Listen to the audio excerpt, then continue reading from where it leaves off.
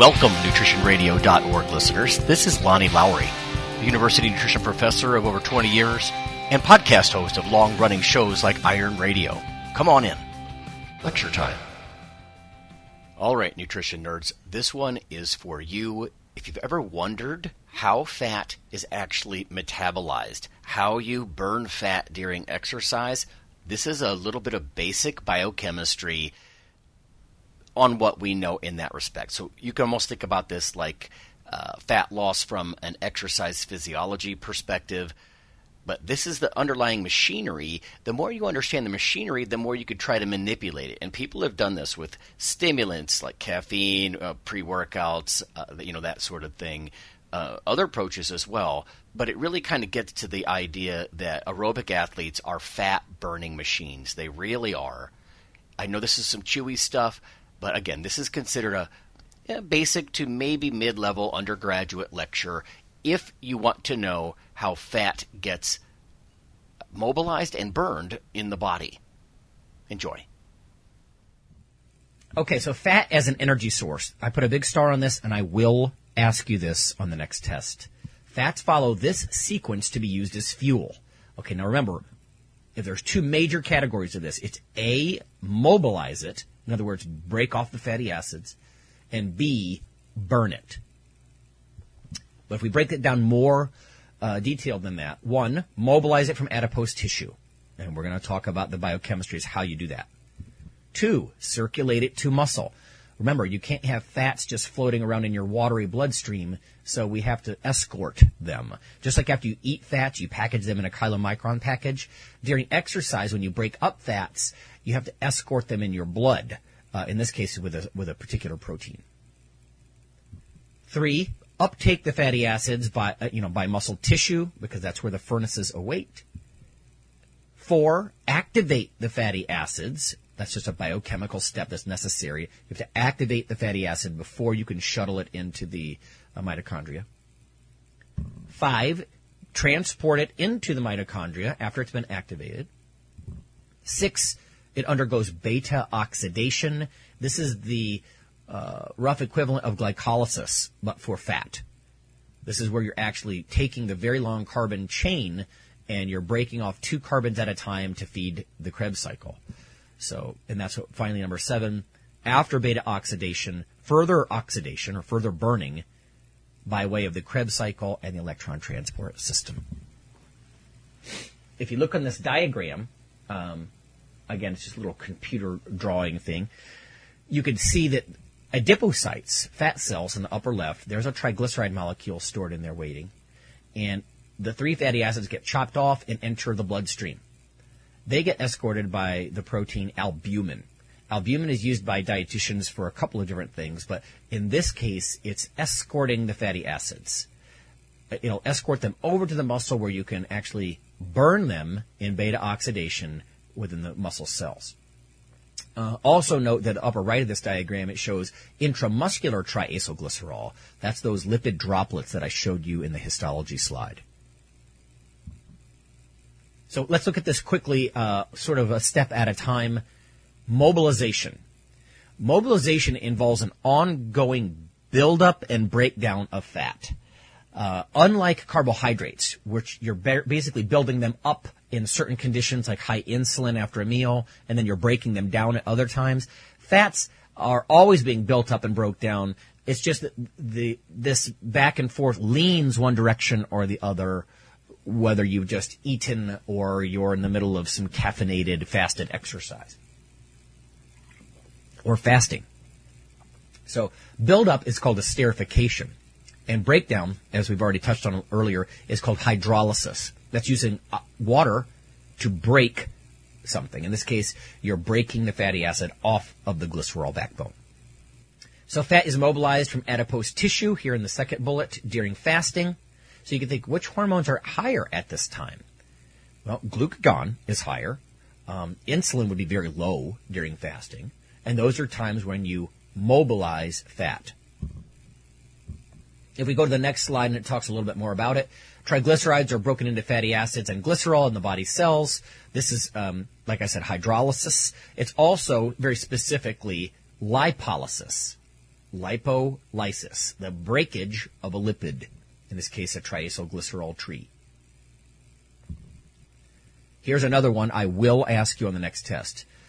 How do you break off those fatty acids? There's an enzyme that does it. Hormone-sensitive lipase, HSL. Very important. And again, it says net flux. The flux, whether you're building up or breaking down, is determined by hormone levels and nutritional state.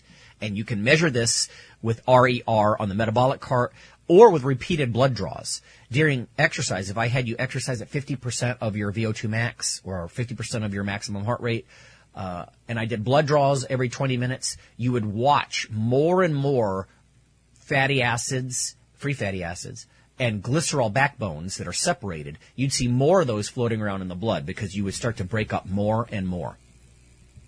So the metabolic cart will show if you're burning the fatty acids in the muscle mitochondria, and the repeated blood draws actually look at the mobilization side. How much have you broken up out of your love handles, and now you have those, the sections of the triglyceride floating in your blood.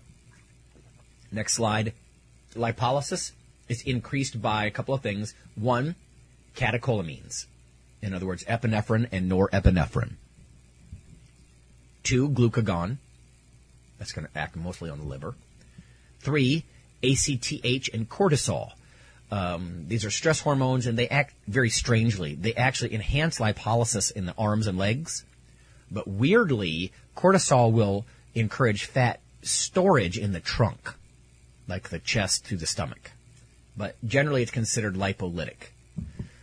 Growth hormone very strongly stimulates lipolysis. This is one of the reasons athletes abuse growth hormone. Most of these situations require cyclic AMP as the secondary messenger. And there's an animated picture on this slide, and it shows adrenaline binding with a receptor on the fat cell surface, and it shows how eventually, in purple, cyclic AMP, again, that catabolic secondary messenger, it's a signal to break things down. In this case, it's going to stimulate the breakdown of a triacylglycerol. You're going to get stimulation of HSL, hormone-sensitive lipase, and it's going to chop the fatty acids off of the glycerol backbone. And if you have patience, you can watch this whole process unfold in this little animation. So again, cyclic AMP, secondary messenger, signal to break things down, both glycogen and fat. And of course, those broken off fatty acids go into the blood, etc. If we go to steps 2 and 3 in our process of getting rid of body fat through exercise, we have circulation and uptake of fatty acids.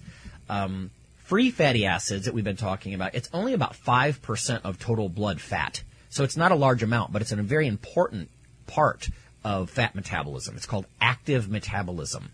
And again, this is how we transport the fats from storage in fat cells into the working muscles. And it says that is, free fatty acids are the main source of fuel from fat during exercise. So it wouldn't be from, other types of fat in your blood. Fats have to be transported around the body. And in this case, albumin, the protein albumin, is carrying the free fatty acids to the cells, make the fat, the oily fat, behave nicely in a watery body. And by the way, what is human fat? So it says down at the bottom. What is that fat that's getting transported around that fatty acid? In people, circulating fat is about 40% oleic acid or oleate. Same thing as in olive oil. And about 20% palmitate. So mostly oleate and palmitate, palmitate is a saturated fat. If we get down to steps 4 and 5 on our list of how to use body fat in exercise, we get to fat as an energy source. So we have to activate it. That's once you activate the free fatty acid. So you get it mobilized, you get it through your blood, you get it into the muscle, you activate it into something called a fatty acyl-CoA. The enzyme that does this is, you can read your way right through it. It's the fatty acyl synthetase, and it does just what its name implies. It synthesizes a fatty acyl. So fatty acyl-CoA is the activated fatty acid. That's actually what goes into the mitochondria. And how does it get in? It's the carnitine system.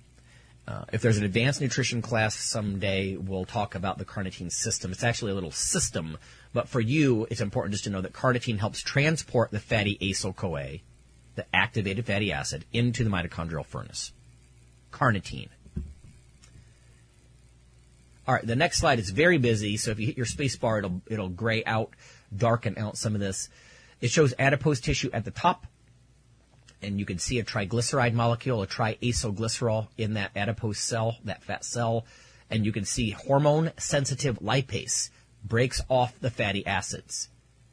They enter the bloodstream there, and they're connected to that little letter A in the middle. So the 3 fatty acids are now bound to an albumin. It escorts them to the working muscle down toward the bottom at the right, where they can actually be broken up. They get activated, taken into the mitochondria, broken up. In fact, 2 at a time, 2 carbons at a time down these fatty acid chains. And then you form CO2 and water, ultimately. Alrighty. I told you that was a little chewy. Again, it's the basic fat loss biochemistry during exercise. Probably best to point out that all fat used during exercise is not drawn from your love handles or your tuchus or wherever you're storing it subcutaneously. At moderate exercise intensities, you will get quite a contribution from intramuscular fat droplets. Yes, you have some little oil droplets right within your muscles, a couple 100 grams, even more if you're really quite fit. But I think the take-home message here that was emphasized in other parts of this lecture is that when you really exercise intensely, you do this shift, you do this crossover, it's called the crossover effect, to glycogen, to carbohydrate stores, because you can burn those very quickly, whereas the whole fat burning process is really quite slow. So if you want to directly oxidize fat, usually it's done at low to moderate intensities. Anyway, there you go, a little bit of fat loss from within the classroom, just so you can see how this is discussed, I think, in an academic setting. These lecture installments are not exactly news, I get it, but we do have quite a few fairly advanced listeners who appreciate this sort of thing, and they want to understand a little bit more, be reminded perhaps. And again, it gets you thinking. It gives you the tools that you can start to think about, how can I manipulate these systems, ask better questions, and that sort of thing. So that's going to be it for this installment, and we'll see you later. The NutritionRadio.org podcast is for informational purposes only. If you're interested in starting a diet or exercise program, check with your physician, nutritionist, or qualified exercise physiologist in order to make the progress that you need.